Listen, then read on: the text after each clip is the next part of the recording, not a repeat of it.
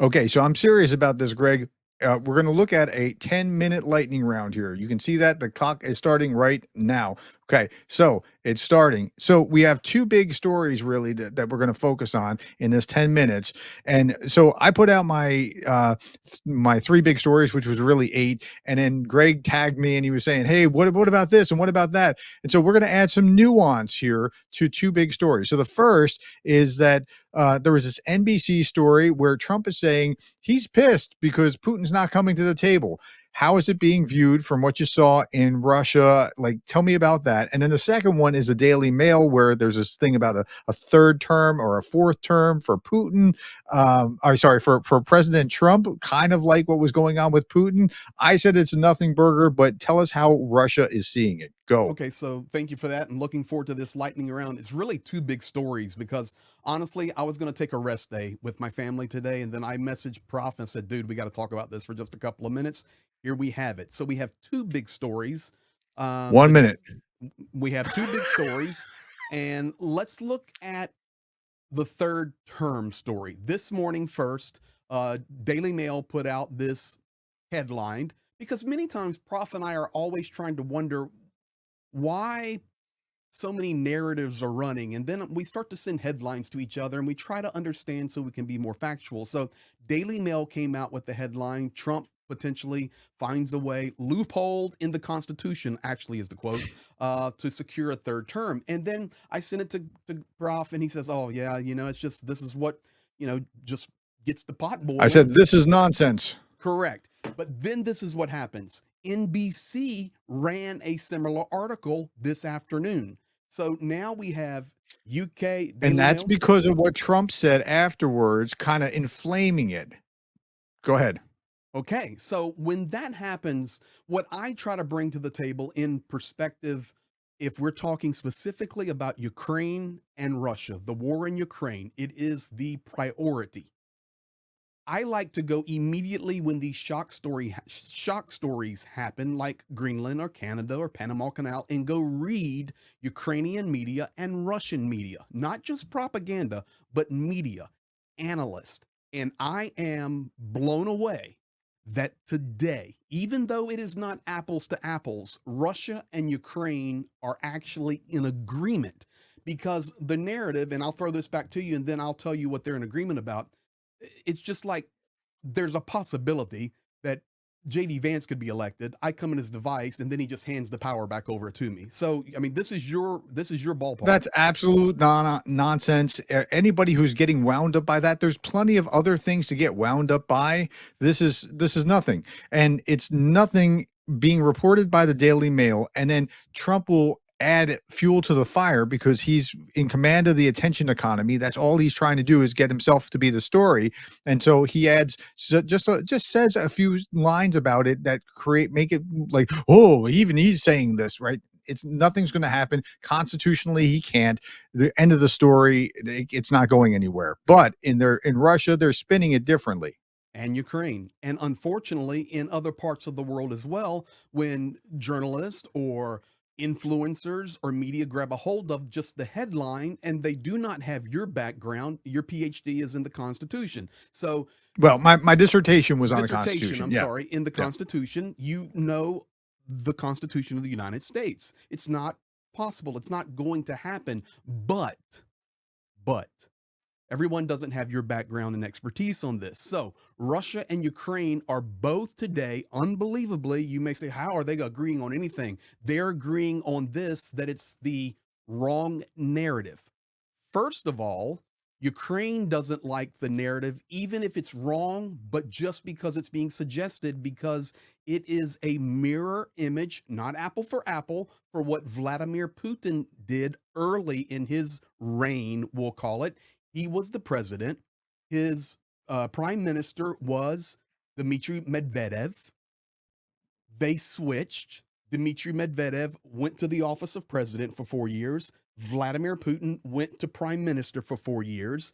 And then they flipped again. Medvedev went to another branch of government office, and President Putin went back to the presidency, and he's been there ever since and will be there for And the then they foreseeable changed the future. Constitution And to allow him to do it to be there longer. That's not happening either. Okay, we're but at that's 4 how they're minutes and spinning it. 52 seconds. Okay. So we got to switch over to the other story But quickly. hang on, and we'll switch. Russia says, great. So Ukraine goes, hey, don't you know you're spinning the same narrative that Russia does? And Russia's going, great. You're doing the same thing we do. They're Yeah. loving it. So they're agreeing that the story's wild.